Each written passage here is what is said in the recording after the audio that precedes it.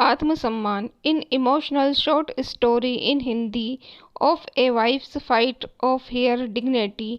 शैली, ये ठीक नहीं है। रंजन तुम्हारा पति है, उसके साथ इस तरह का व्यवहार ये ठीक नहीं है। लोग क्या कहेंगे? तुम्हारे माता पिता ने तुम्हें यही संस्कार दिया है। शैली एक हंसमुख और चंचल लड़की है, जिससे मिलती उसका दिल जीत लेती। उसकी हंसी जैसे पतझड़ में बसंत लगती थी, सुंदरता ऐसी जैसे भगवान को कितनी फुर्सत थी इसे बनाते वक्त। हर चीज को कितनी बारीकी से नाप तोल कर बनाया। रंग जैसे चांदनी की किरण सी, उजली आंखों के ऐसी कि कोई देखकर बस देखता ही रह जाए। रंजन की माँ सावित्री देवी ने उसे एक समारोह में देखा। उसे देखते ही मोह गई और अपने घर की बहू बनाकर ले गई। सबको शैली की किस्मत पर नाज हुआ कि घर बैठे इतने बड़े घर का रिश्ता आया और बिना कोई दान दहेज के शादी भी हुई। ये अलग बात थी कि शैली के पिता ने अपने हैसियत से बढ़कर किया सब, पर इस बात से खुश थे कि बेटी वहाँ राज करेगी। हर पिता की तरह उनका भी सपना सच हो गया था कि बेटी को अच्छे घर में जाए। शैली को भी अपनी किस्मत पर यकीन नहीं होता था कि इतने अच्छे घर से उसकी शादी हुई। इतना बड़ा घर, नौकर चाकर, सुख सुविधाओं की सारी चीजें जिसके बारे में वह कभी सोच भी नहीं सकती थी। शादी के कुछ महीनों तक तो सब अच्छा चलता रहा, पर धीरे धीरे रंजन का गुस्सा सामने आने लगा। रंजन का बहुत बड़ा बिजनेस था। वह काम के सिलसिले में अक्सर देर से घर आता, लेकिन शैली उसका खाने पर इंतजार करती थी। वो उसके आने पर ही खाना खाती थी। रंजन अब घर आता तो हमेशा उसका मूड खराब रहता। छोटी छोटी बातों पर देर रात हंगामा कर देता। कभी खाना अच्छा नहीं लगता, तो कभी एसी का टेम्परेचर कम ज़्यादा है, तो कभी उसकी चीज़ें समय पर उसके हाथ में नहीं मिली तो उसके सामने शैली का फ़ोन बजा तो उसका गुस्सा आना तय था। वो गुस्सा फिर शैली के गालों पर निशान जड़ देता था। शैली हमेशा कोशिश करती थी कि रंजन को गुस्सा ना आए, लेकिन कोई ना कोई कमी निकाल कर रंजन अपने काम का सारा गुस्सा शैली पर निकाल लेता। शैली भी अब तक सहती। जब उसने रंजन को जवाब दे दिया उसी की भाषा में, तो उसकी सास सावित्री देवी आग बबूला हो गई कि पत्नी का क्या यही धर्म है? तुम्हें तो भगवान नरक में भी जगह नहीं देंगे। इतने बड़े घर में शादी होने के लिए लड़कियां व्रत उपवास क्या क्या नहीं कर, और तुम्हें तो बैठे बिठाए मिल गया तो कोई कदर नहीं। पुरुष है, काम के टेंशन में गुस्सा आ जाता है, और तुम कौन सा काम हो जो उसकी ज़रूरतों का ठीक से ध्यान नहीं रखती हो? पत्नी का फर्ज नहीं निभाओगी तो क्या वह तुम्हारी आरती उतारेगा? माँ जी, आपको बहुत बुरा लगा जब इतने दिनों से मेरे साथ हो रहा था आपके मुंह में एक शब्द नहीं निकला कि रंजन क्यों बहू को मारता है। ऐसा नहीं करना चाहिए। मैंने जब उससे कहा कि माँ जी आप रंजन से बात करिए, तो आपने कहा ये पति पत्नी के बीच की बात है, मैं इसमें नहीं बोल सकती। तो अब क्या हो गया? ये पति पत्नी के बीच की बात है। और रही बात नरक में जगह नहीं मिलने की, तो आपको क्या लगता है अभी मैं स्वर्ग में हूँ? बोलकर शैली अपने कमरे में चली गई।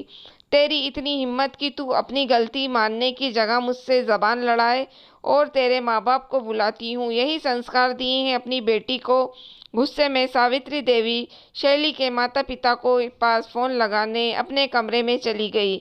सावित्री जी का फोन आते ही शैली के माता पिता तुरंत शैली के ससुराल पहुंचे। सावित्री जी ने सारी बातें मिर्च मसाला लगाकर बताई, जैसे रंजन की कोई गलती ही ना हो। सावित्री जी की बातों को सुनकर शैली के माता पिता ने भी शैली को ही दोषी मान लिया और शैली पर ही बरस पड़े। शैली की माँ ने कहा, बेटी क्या हमने तुम्हें यही संस्कार दिए हैं कि तुम अपने पति पर हाथ उठाओ? क्या तुम्हें इसलिए पढ़ाया लिखाया तुम अपने पति का सम्मान ना करो? क्या कमी है रंजन में?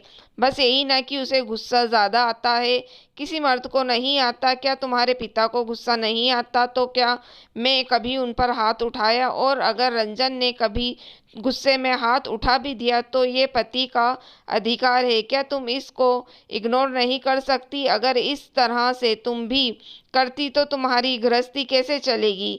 माँ, पिताजी, ये एक दिन की बात नहीं है। हमारी शादी को 1 साल हो गया और इस 1 साल में मैंने शायद ही कोई दिन बिना थप्पड़ खाए बिताए हों। जब भी आप लोगों को बताए जो बात ने मुझे ही एडजस्ट करने की सलाह दी। कभी रंजन से बात करने की कोशिश नहीं की। क्या पति का अधिकार सिर्फ उस पर हाथ उठाना है, उस पर अपना गुस्सा निकालना है? क्या पत्नी की कोई भावनाएं नहीं? क्या उसकी कोई आत्मसम्मान नहीं? क्या वो इंसान नहीं? उसे दर्द नहीं होता? या उसे जानवर समझ लिया जाता है जिसे जब चाहा पीट लिया? जानवर भी अपनी सुरक्षा के लिए पलट कर जवाब देता है। तो मैं तो जीती जागती इंसान हूँ, कब तक सहन करूँ? और आप लोगों ही तो शादी के पहले कहते थे कि गलत करने से ज़्यादा गलत सहना है।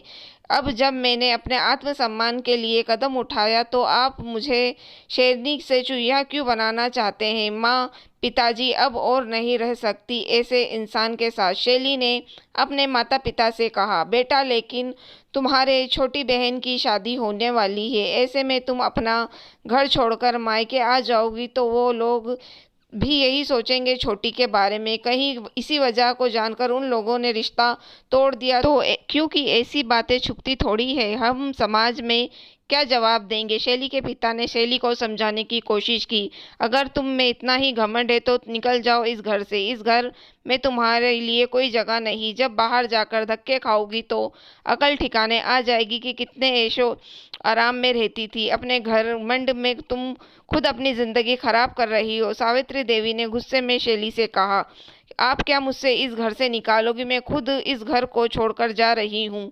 इस नरक में रहने से अच्छा है बाहर जाकर धक्के खा लूँ। और हाँ माता पिताजी, आप लोगों भी परेशान मत होइए। मैं आप लोगों पर बोझ नहीं बनूंगी। मैं अपने आप को खुद संभाल सकती हूँ। शैली ने अपने सास सावित्री देवी और अपने माता पिता का अपना फैसला सुनाया और अपना सामान लेकर वहाँ से जाने लगी। तभी शैली के पिता ने उसे रोकने की कोशिश की और कहा, बेटी रुक जाओ। इस तरह से कोई घर छोड़कर जाता है क्या? पहले रंजन को तो आ जाने दो, मैं बात करता हूँ उससे। कोई ना कोई समाधान निकल ही जाएगा।